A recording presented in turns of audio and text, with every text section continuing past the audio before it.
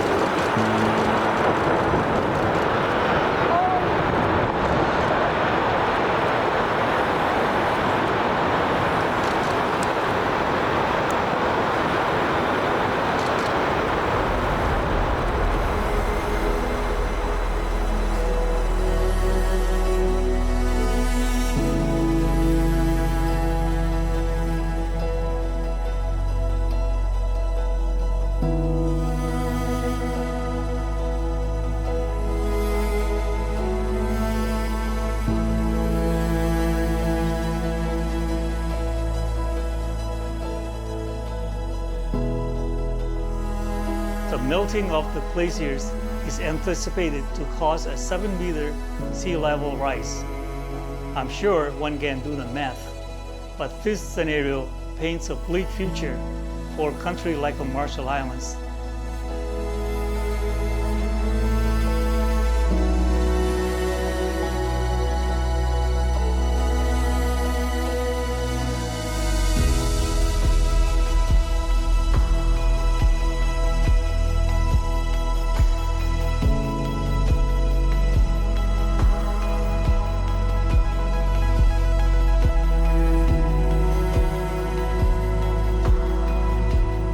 Every time I notice that at 12 o'clock lunchtime, the island is getting hotter and hotter by the day. We're seeing extensive droughts. Like right now, we're not supposed to be seeing rain as we've seen the past weeks. So climate change has altered very livelihoods. The more the sea level rises, the less land we get. It's affecting our agriculture. Can't plant anywhere near seawater because the plants are going to die. The pink tide that used to happen at about February once a year, it's happening almost every other month. Inundation of water into the land, inland water inundating. The water is now next to the people's house. 海水侵蚀已经到，你看哈，都侵蚀到路边来了，一路上都是这样子啊，然后土地的流失哈，那海岸线被侵蚀哦，这非常明显。这个地方的飞机场，我来看到我吓一跳哦，因为你看这里哦，不是柏油路的机场啊？刚降落的时候呢，其实有些海水都已经打上来了哦，侵蚀它的海岸线呢非常的严重。我们刚沿路看到很多的树啊，都已经往海岸边那边倒下去了哦。潮汐的时候呢，这条飞机跑道呢就不见了，就到海底下去了哦，造成他们生活居民上的影响哦非常的大。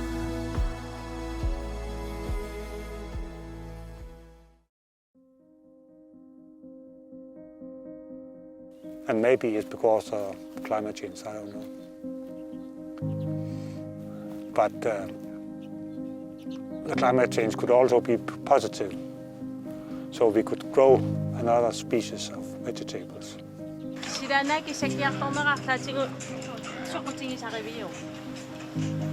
No. The habits, it's not about climate. Forget all about climate. Because it's small peaks. So climate change is always a bad thing? No. No.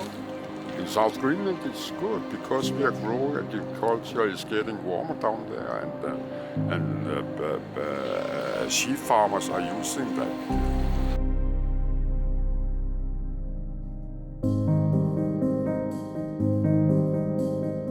This is good for us. We like that it's getting warmer, and I can see that. I can see why they would want it to be warmer. Some of them said that, not all of them, but I think there was a few where they said it's actually good that it's getting warmer and that they're welcoming some of the changes.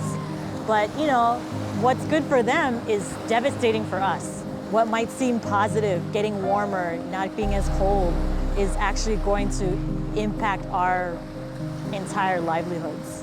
I know the position, especially further south or the very south of Greenland, that farmers would claim that the crops are growing faster. They get more to feed the animals with grass and stuff like that. but it seems like it's like peeing in your pants. That it warms for a little while and then it gets cold again. If not, we are able to hunt. That's what we live off. We live off fishing. We live by the ice, with the ice. If it disappears totally, who are we then?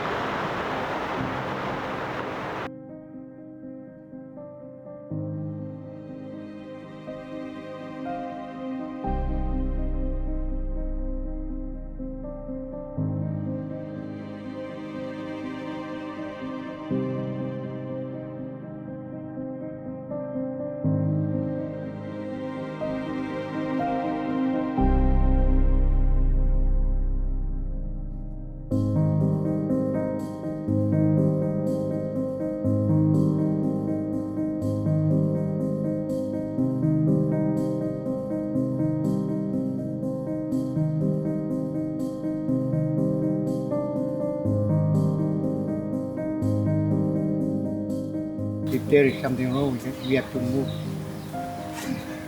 leave our island. But you know, this is our homeland and we really love it. We can do nothing, cannot accommodate all the people here, take them over when there is something wrong. The ice are melting and the sea is rising. Here in the Marshall Islands, we are already experiencing the effect of climate change. And we are on the front lines of this global crisis. There's a saying in Marshall is that man without a land is no man. And for anybody just to come and say, why don't you just move to another high mountain land? They have no understanding of who we are as Marshalese. It's not that simple as just leave your land.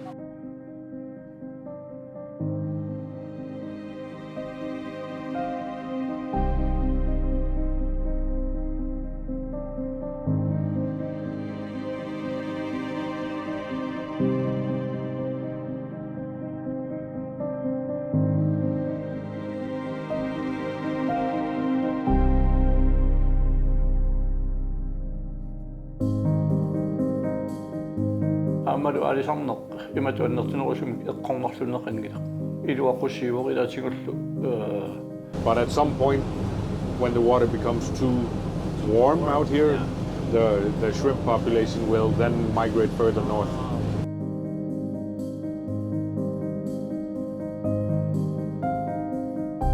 We're noticing a huge amount of significant decline in the fish.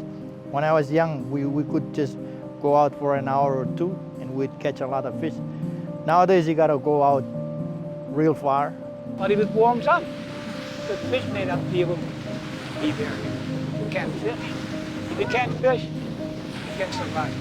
Somewhere it's getting even colder, somewhere else it's getting warmer, the rain is falling more heavily, the storms are stronger, and you know, everything is changing. So it's a global phenomena. And I read somewhere recently that the number of sled dogs, for instance, have been diminishing. Like half of the sled dogs the owners had to kill them because they couldn't afford to feed them because they cannot go on the sea ice anymore.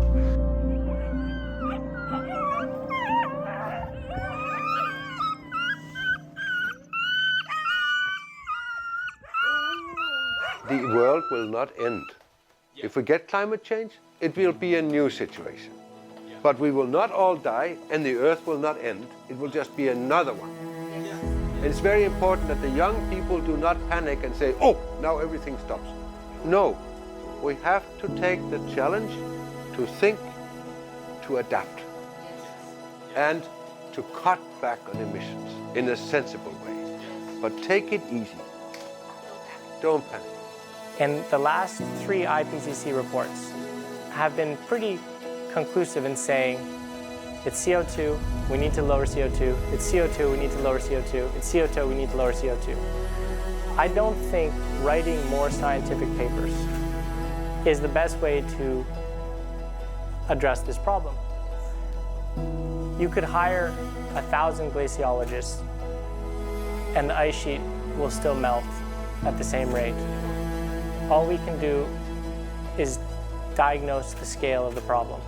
So I think the most important task facing us right now on the climate action is educating people and educating the people in charge, or educating the people who aren't in charge to tell the people who are in charge what to do. Trying to wrap that up for people in a way that they can digest in between the other things they have going on in their lives. I mean, looking after the kids, looking after the parents, doing their job at work, maybe having a hobby, seeing their friends, and then caring for climate 1%, 2%, maybe 5% of the time.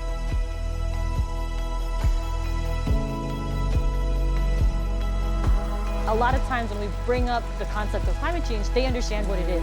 They know what climate change is, but they don't necessarily understand what causes it. And so there's a lot of misinformation about who causes climate change. And so some of the education we've had to do is to teach people that actually international organizing and international advocacy is necessary for the climate crisis, for the Marshallese people. Generally in all of the countries about the climate change that is happening now.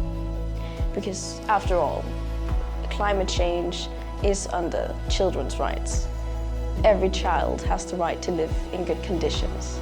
解冻格陵兰采访纪录团队亲自造访11个城镇，与专家学者、政府官员、当地居民深度访谈。气候变迁已经是不争的事实，因应调适跟积极的付诸行动，才是我们每一位都必须面对的课题。